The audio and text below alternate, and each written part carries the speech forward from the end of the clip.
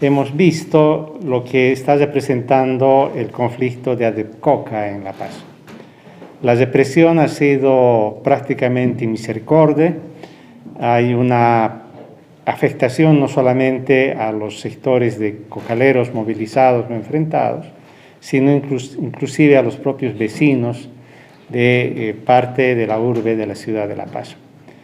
Este problema se ha originado básicamente en la política de coca o sobre la coca de parte del gobierno, porque tradicionalmente en el país se tenía dos mercados reconocidos legalmente en normas expresas, primero la ley 1008 y últimamente la ley 906.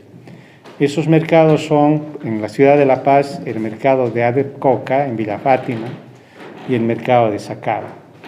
Pero el gobierno parece haberse propuesto como política sobre la coca el ampliar la cantidad de mercados y ampliar la producción de la coca, más allá de lo que se requiere para el consumo humano, es decir, para el acullico, y en consecuencia coloca al país en una dificultad porque esto implicaría indirectamente alentar el narcotráfico, porque el destino de toda coca excedentaria va lamentablemente a ese circuito pernicioso como es el del narcotráfico.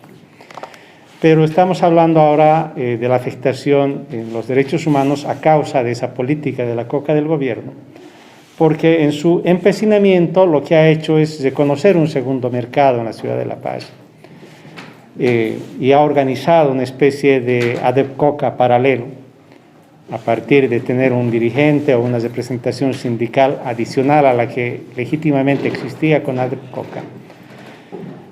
Organización paralela a la que le alienta el trabajar con un segundo mercado en la ciudad de La Paz. Y eso tiene sus consecuencias porque los compañeros de ADEPCOCA ven que el precio de la coca ha bajado. Más o menos se está vendiendo en apenas 2/3 partes de su valor anterior. En consecuencia, el nivel de vida de estas familias se ve afectada, se ve en riesgo. Y ellos consideran que si se abre más mercados, se alienta mayor producción de coca, lógicamente, al margen de los temas del narcotráfico, que usarían la coca excedentaria, el riesgo de que caiga más el precio de la coca hace que sus familias se movilicen. Por eso es que se tiene una demanda legítima, una movilización sostenida de estos sectores. Y ellos, lógicamente, lo que quieren es que se cumpla este antecedente legal de que había solamente en el país dos mercados autorizados, movilización sostenida de estos sectores. Y ellos, lógicamente, lo que quieren es que se cumpla este antecedente legal de que había solamente en el país dos mercados autorizados, dos mercados legales. Y el gobierno persiste, por el otro lado, en habilitar un otro mercado. Y últimamente está argumentando de que es el Ministerio de Desarrollo Rural el autorizado para abrir más mercados. ¿Qué nos está diciendo la sociedad boliviana? Si al ministerio se le ocurre puede haber un cuarto mercado, un quinto mercado, no puede ser. ¿No? Esto ya es absolutamente inaceptable, porque eso es inclusive burlarse de la comunidad internacional que tiene clara conciencia y los organismos internacionales le exigen al país seriedad respecto al control de la coca excedentaria. Y lógicamente si hay cada vez más mercados, más sobreproducción de coca, el precio de este producto va a bajar y va a afectar a las familias que tradicionalmente se dedicaban a este cultivo de manera lícita, de manera legal. Entonces, esta política errática, errónea del gobierno es la que ha generado el conflicto.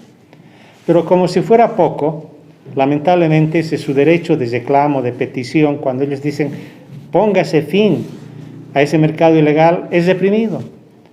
Es contestado con agresiones que vienen de las autoridades y los efectivos policiales que se movilizan de manera inapropiada, como si estuvieran en una confrontación, una guerra, afectando el derecho humano a la vida, el derecho a la integridad, deteniendo de manera injustificada a muchos de los cocaleros de los yungas, afectando su libertad, sometiéndolos a vejámenes, a malos tratos, inclusive hay denuncias de torturas, por tanto, afectando su derecho a la integridad personal.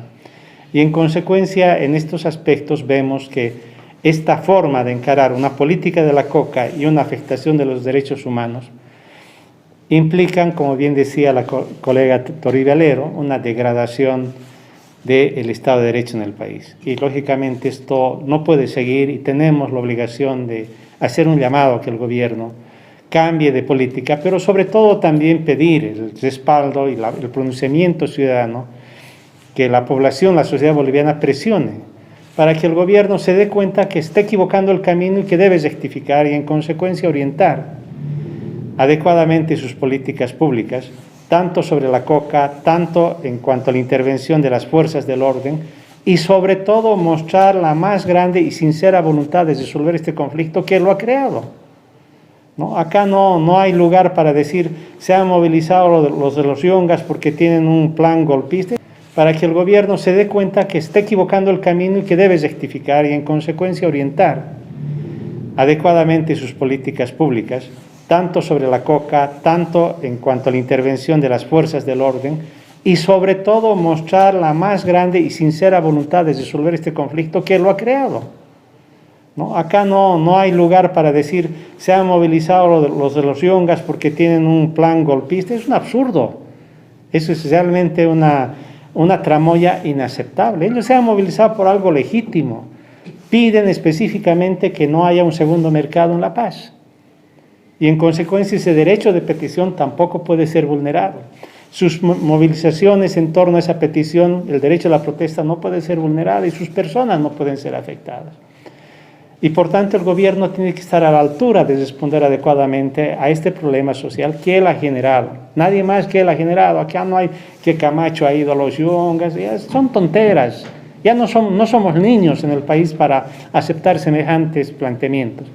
Hay que agarrar las cosas como son, en su verdadera dimensión. Y acá hay una política errónea de la coca por parte del gobierno y hay una política represiva, atentatoria a los derechos fundamentales, derechos humanos en el país, que debe cesar y debe más bien ser impulsada una sincera conducta de diálogo y negociación efectiva por parte del gobierno, que es lo que está ausente. Diputado, la ley establece claramente que solo pueden existir dos mercados, uno de Sacaba y el otro de Coca. ¿Se tendría que modificar esta ley para abrir otro mercado? Lo que pasa es que ellos están queriendo aprovechar esta presión que han generado con un segundo mercado en La Paz para atribuirle facultades extraordinarias al Ministerio de Desarrollo Rural. Para que sea este ministerio por encima de la ley que pueda abrir un mercado, un tercer mercado, puede abrir después seguramente un cuarto mercado, un quinto mercado y al final el libre cultivo de la coca en el país. No puede ser. ¿Quién tendría que hacer respetar esta ley? No olvidemos que el gobierno tiene la responsabilidad y el compromiso, se han jurado cuando tomaron juramento, ¿no? Cuando asumieron el mandato, de cumplir la Constitución y la ley. Y en consecuencia, si ese es el espíritu de la norma, no solamente de ahora, estamos más o menos hablando en temas de la coca así legislados, desde más o menos 1987, son más de 35 años, podríamos decir, que se han establecido las reglas de juego para el cultivo y la comercialización de la coca. Y eso no puede ser trastocado por el gobierno pretendiendo abrir indiscriminadamente o a capricho o al arbitrio. Que el gobierno tiene la responsabilidad y el compromiso, se han jurado cuando tomaron juramento, ¿no? Cuando asumieron el mandato, de cumplir la Constitución y la ley. Y en consecuencia, si ese es el espíritu de la norma, no solamente de ahora, estamos más o menos hablando en temas de la coca así legislados, desde más o menos 1987, son más de 35 años, podríamos decir, que se han establecido las reglas de juego para el cultivo y la comercialización de la coca. Y eso no puede ser trastocado por el gobierno pretendiendo abrir indiscriminadamente o a capricho o al arbitrio de una autoridad circunstancial en el Ministerio del Ramo, para que esto después derive en una, digamos, producción descontrolada de coca y consiguientemente comercialización con las terribles consecuencias que eso implica cuando va al narcotráfico. El crecimiento del narcotráfico en el país no solamente implica ganancias mal habidas, sino implica violencia, inseguridad, ¿no? Cuántas muertes en el oriente boliviano, en el propio trópico cochabambino, ajustes de cuentas, uno ya no sabe dónde está el límite de la influencia del narcotráfico, inclusive en las fuerzas del orden, en la policía, en la política, la muerte de efectivos policiales. Entonces realmente esto está complicando la vida y el futuro institucional y de existencia de la sociedad boliviana. Entonces es bueno que el gobierno defina de una vez una adecuada política de la coca y retroceda en estos caminos erróneos que ha asumido en el último tiempo. Lógicamente que sí, que nos identificamos con la demanda de las diferentes entidades, tanto de Cochabamba como del interior del país, en relación a pedir que el censo se lleve a cabo el 2023. Hemos visto con mucha pena que, en definitiva, el gobierno nos haya mentido. Ellos anunciaron, y en varios debates en la propia Cámara de Diputados anunciaron de que estaba todo preparado para llevar a cabo el censo en noviembre de este año. Bajo ese argumento nos han hecho aprobar los proyectos de ley de autorización de financiamiento, de créditos para esa actividad del censo de población y vivienda. Y resulta que después sale a la luz de que no habían trabajado lo suficiente adecuadamente, aunque esto no se advertíamos, porque había una autoridad que dirigía el INE que estaba prácticamente con baja médica, que renunció y no le hacían caso para ser sustituido. Hay una ministra que tuvo que irse y tuvo que venir un nuevo ministro, y el nuevo ministro, en vez de reconocer ya estas falencias, nos volvió a mentir ante la Cámara de Diputados en un pleno e indicaba de que todo estaba sobre ruedas. Y ahora vemos que había sido más bien una falacia y que nos dicen que les va a llevar 2 años llevar a cabo esto. Ya eso es realmente indignante, porque además sabemos que si se va a avanzar con las universidades, las alcaldías, las gobernaciones en el trabajo cartográfico, que es donde más estaba atrasado el INE, de aquí a 2 años lo que puedan avanzar este año ya no tiene el valor o la aplicación correspondiente. En 2 años pueden haber más viviendas, más edificios, y las referencias, los datos sobre la cantidad de familias a ser censadas, va a variar la cantidad de boletas que hay que entregar a esos manzanos, o la cantidad de personas que van a recoger los datos, lógicamente va a variar. Por eso es que tiene que ser un plazo más o menos razonable, y lo razonable es que sea el 2023. Y si Cochabamba, en esto que parece una pugna entre Oriente y Occidente, que lo hace ver así el gobierno erróneamente, y Cochabamba estando al medio, dice su voz esta tarde, dice: nosotros queremos, creemos, estamos convencidos que debe ser el 2023, vale la pena asistir a ese plantón que ha convocado el Comité Cívico de Cochabamba. Este tipo de represiones, de amenazas, vulneración de derechos, también se está dando en el municipio de Huacaya. Hermanos guaraníes han denunciado, nos han hecho llegar a nuestra autoridad de que están sufriendo represión, están sufriendo acorralamiento dentro de su territorio por parte de organizaciones sindicales y Bartolina Sisa, apoyados por municipios, por alcaldes de Muyupampa y también de Huacaya.